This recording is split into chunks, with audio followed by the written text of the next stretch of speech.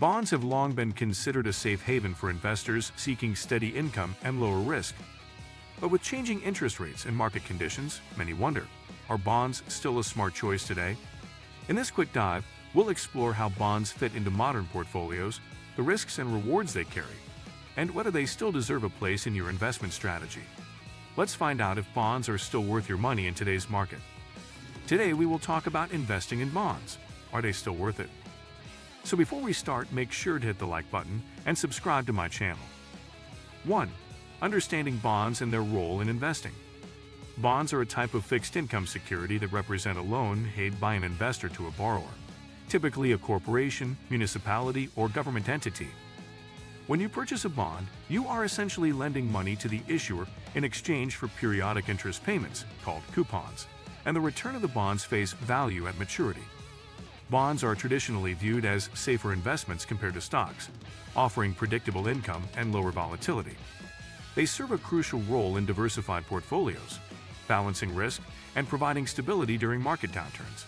Because bonds pay fixed interest, they are especially attractive to conservative investors or those seeking regular income, such as retirees. The bond market is vast and varied, including government bonds like U.S. Treasuries, municipal bonds, and corporate bonds, each carrying different levels of risk and return. Understanding the nature of bonds, their yields, credit ratings, and maturity dates is essential before investing, as these factors affect the bond's price sensitivity and risk. 2. The current interest rate environment and its impact on bonds. One of the most critical factors influencing bond investments is the prevailing interest rate environment. When interest rates rise, bond prices typically fall, and vice versa. This inverse relationship is fundamental to bond investing. Recently, central banks worldwide have adjusted interest rates in response to inflation and economic conditions. For example, after a long period of historically low interest rates, many economies have experienced hikes to combat inflation. This shift impacts existing bonds with lower coupon rates, reducing their market value. New bonds, however, offer higher yields reflective of the increased rates, making them more attractive. Investors must consider interest rate risk, especially in a rising rate environment, which can erode the value of bond holdings. Conversely, if interest rates drop, bonds can provide capital gains.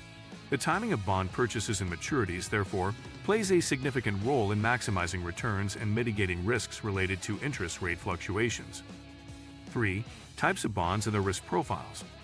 Bonds come in several varieties, each with unique risk and return characteristics.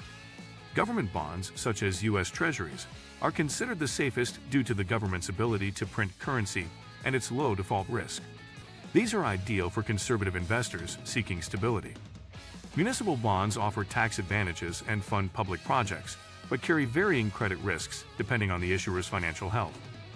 Corporate bonds typically offer higher yields but also come with increased credit risk, especially if issued by companies with lower credit ratings, junk bonds. Other specialized bonds include convertible bonds, which can be converted into stocks, and inflation-protected bonds like Type PS, designed to hedge against inflation. Understanding these types and their associated risks, credit risk, interest rate risk, inflation risk, and liquidity risk, is critical in building a bond portfolio that aligns with your investment goals and risk tolerance. 4. Bonds in a diversified portfolio. Incorporating bonds into a diversified investment portfolio is a time-tested strategy to reduce overall risk and volatility. Bonds often perform differently than stocks during various market cycles, providing a cushion during equity downturns. For example, during economic recessions or stock market crashes, bonds, especially government bonds, tend to hold value or even appreciate, as investors seek safety. This negative correlation enhances portfolio stability and can smooth out returns over time. Additionally, bonds generate income through coupons, which can be reinvested or used for regular expenses, supporting cash flow needs.